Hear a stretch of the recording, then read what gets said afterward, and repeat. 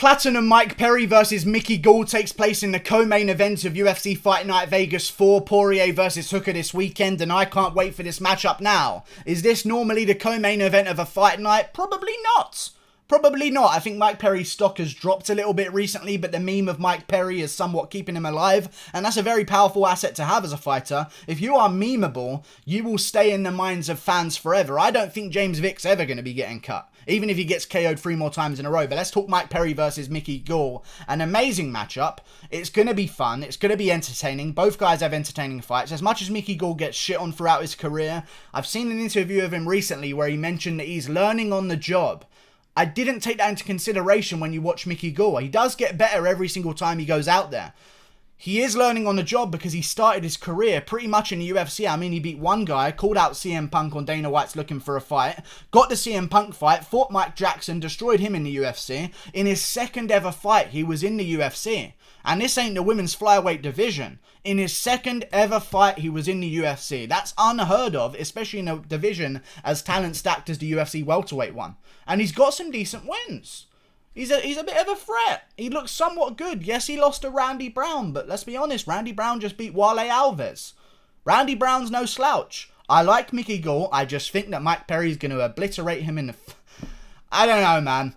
It's hard to predict against Mike Perry here, and the only reason I might entertain the idea of picking against Mike Perry is because he said he's going to have his girlfriend in his corner, which makes no sense whatsoever. But still, Mike Perry's last girlfriend was in his corner, and he was still winning some pretty good fights. But still, I think Mike Perry's going to beat Mickey Gall. I like Mickey Gall. He's got great takedowns. He's got great jiu-jitsu. He knows exactly what he needs to do. And we saw that in his fight versus George Sullivan, who's not a good fighter, don't get me wrong, but still a fighter in the UFC with a somewhat commendable record at the time.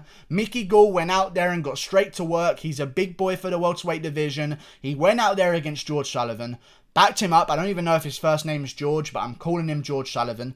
He went out there against Sullivan, backed him up against the cage, shot for a takedown, got the double leg, turned a corner, got Sullivan on the ground, took his back and rear naked choked him like that. If Mickey Gall can do it to you, he will. I don't think he can do that to Mike Perry, because one thing you can say about Mike Perry, and I said this in my full card prediction video, Mike Perry, say what you want about his emotions. He swings a little bit heavy sometimes. He loads up too much. Maybe his fight IQ isn't the best in the world. Maybe he could be a bit better conditioned for his fights because he gets a bit tired in some of those later rounds. He needs to be able to go 5 rounds like everyone else. Still, his takedown defense is legit. Mike Perry's takedown defense is very good. He's had some good guys in on his hips, and he's shaken them right off. I've seen Ellenberger deep on Mike Perry's hips. Mike Perry just shakes him right off, drags his arms up, and we saw this with Dominic Reyes. There seems to be a fundamental understanding, which when applied with supreme amounts of strength that Platinum Mike Perry has, to where you can't be taken down if you know exactly what to do when it happens. Mickey Gall's going to try shooting on Mike Perry. Mike Perry's going to stuff those takedowns. Now, a Mike Perry who's swinging big bombs would usually be open to takedowns, don't get me wrong, but I just don't think that Mickey Gall has the necessary skills yet. I think this is a very silly fight for him to take. I think he should be looking for names such as Emil Meek, James Vick, some of these guys coming off losses that are still somewhat good fighters, but just a bit of a better matchup for him that he could potentially win. I don't think he should have taken the Mike Perry fight, but you know what? He's got himself in the co-main event, and if Mickey Gall does pull this one off, first of all, it would be somewhat funny to see Mike Perry lose, especially after saying that he only wants his girlfriend in his corner. But I'm a fan of Mike Perry. But it'd also boost Mickey Gall's career massively. And Mickey Gall wanted to fight at UFC Columbus, remember? So Mickey Gall has been in camp. He's been ready for a fight. Mike Perry has as well. But Mike Perry's girlfriend's holding his pads. I think it's a bit of a joke. I'm going to err on that side of things. I think that Mike Perry's whole situation is a bit of a joke. He's only playing around. I think his girlfriend probably will be in his corner, but he's also going to have some of the guys from his gym in there as well. That's going to be a given. I know he said he's going to have his girlfriend in his corner, but he can also have some other guys in there as well. His girlfriend can just be there for a bit of moral support. You know, hold the ice on the back, pour a little bit of water down my shorts, which for some reason fighters like to do in the corner. It's weird. They get some kind of sexual pleasure out of it. But still, Mike Perry's going to beat Mickey Gall. I think he KOs him. And I think it's really bad. Mickey Gall's good. Mickey Gall KO'd Sage Northcutt and choked him out. Just going to say it. Sage Northcutt is a decent fighter. Not great, don't get me wrong, but a decent seasoned striker in his own right. He was credentialed before joining the UFC. He's a good striker. Mickey Gall was not expected to go out there and strike with Sage Northcutt. He was expected to go out there, dive for takedowns over and over and over again, and Sage Northcutt defend them, and then just immediately knock him out afterwards. Mickey Gall stayed on the feet with Sage Northcutt for a little bit, once those takedowns weren't so successful, and cracked Sage Northcutt over the head with a big bomb, dropped him and choked him out. That's what Mickey Gall can do. He's dangerous here. I don't want people looking over him, but I am going to pick Mike Perry by vicious KO. I just am. I see Mickey Gall shooting in the first round. I see him shooting real hard in the first round. I think we might see a first round of clinch control against the cage with Mike Perry looking to land elbows off the break. That's the shot that's going to put down Mickey Gall. But Mickey Gall throws his own off the break. But Mickey Gall throws a big looping punch off the break. If Mike Perry can catch him with an elbow, he can beat him to the strike when they break from the clinch, which they will inevitably be in this fight, I'm sure. And Perry's going to KO Mickey Gall with a big elbow off the break. Once they're finished clinching, Mickey Gall loads up, drops his hands and looks for a big haymaker from his hips when they do break. He used it against Sage Northcutt. He did it a bit with Salim Touhari as well. He also tried it once against Randy Brown. He has that habit. Mike Perry has that habit, but with an elbow, he's going to get to the point of contact quicker. He's going to KO Mickey Gall, breaking off of a clinch, and KO him with an elbow and put him out stiff. In the second round, early second round, Gall's going to go for one last hoorah to see if he can get a takedown. He's going to be a little bit frustrated when he can't get it from Mike Perry. Mike Perry's going to get back up, or just shimmy Mickey Gall's hands away from his hips and up to his shoulders. They're going to be in a clinch, and boom. Platinum Mike Perry gets it done. I'm a big fan of Mike Perry in this fight, as he needs this one.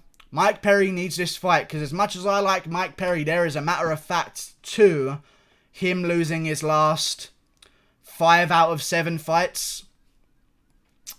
I know he's funny, and MikePerry'sABum.com is one of the best websites I've ever seen. Thank you very much, Darren Till. But there is a reality to someone's record being very bad recently. He lost to Max Griffin. Don't like it. Don't like that one whatsoever. He lost to Santiago Ponzinibbio. Actually did somewhat okay against Santiago Ponzinibbio. I'm okay with that one. Lost to Donald Cerrone by armbar at 170. Usually guys should be beating a Donald Cerrone at 170, but Donald Cerrone showed he still got it after that one. At first, I was really shocked that Mike Perry lost to Donald Cerrone, because I was like, okay, this is basically a gimme fight for Mike Perry. Donald Cerrone's coming off a bunch of KO losses in a row. They could not have picked an easier fight for Mike Perry to win, to break himself into the rankings. Every other guy in the rankings is a tough matchup for him. But he got the Donald Cerrone fight after barely winning against Paul Felder. There's another little bit of a stinker. Paul Felder broke his arm in that fight, went to a split decision. I thought Mike Perry won, don't get me wrong, but still. That's a one-armed Paul Felder right there. At least Dan Hooker went to a close decision with a Felder with 2 arms. This was a short notice up to 170 pounds, one-armed Paul Felder, and Perry went to a split decision. I'm saying Mickey Gall's got a chance here, guys. Mike Perry beat Alex Oliveira. Close decision. You know what happened to Alex Oliveira? Broke his toes. In the second round. Perry won the fight based on the third round. But then he has losses to Vicente Luque that makes me realise how good Mike Perry is. Basically has his way with Vicente Luque in the first 2 rounds. Close rounds, don't get me wrong, but gets the wins in the first 2 rounds, in my opinion, against Vicente Luque. I haven't watched the fight again recently, but at the time and a few months ago when I watched it, I knew that Mike Perry beat Luque in those first 2 rounds, but Luque got the flying knee that broke the nose in the third. I just think Mike Perry's going to come out there switched on, be that much better in the striking department. Mickey Gall's going to be looking to shoot for his life. He's going to be shooting for his life in this fight. And he's not going to get it. I like Mickey Gall, man. I really do like Mickey Gall. He's a big welterweight, 6'2". He wanted to cut down to 155 at one point, which I could just never see happening. But then again, you know, Sean Woodson's at featherweight, so Zabit's at featherweight, so who am I to say what these guys can and can't make in terms of weight cuts? But still, Mickey Gall's got the reach advantage. This is going to be interesting. I just think Mike Perry's going to clatter his fucking head off. I think he's going to clatter his head off. And it's going to be over in vicious fashion.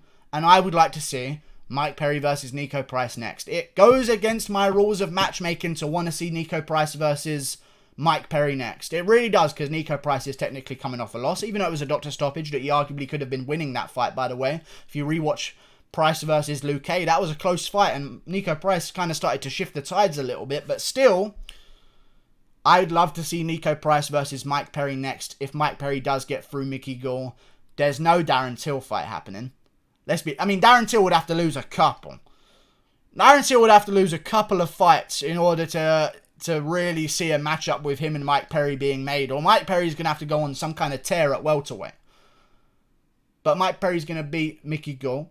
I think you should look for the Nico Price fight next, because that way with the UFC, they've got these two guys that are having trouble breaking into the rankings.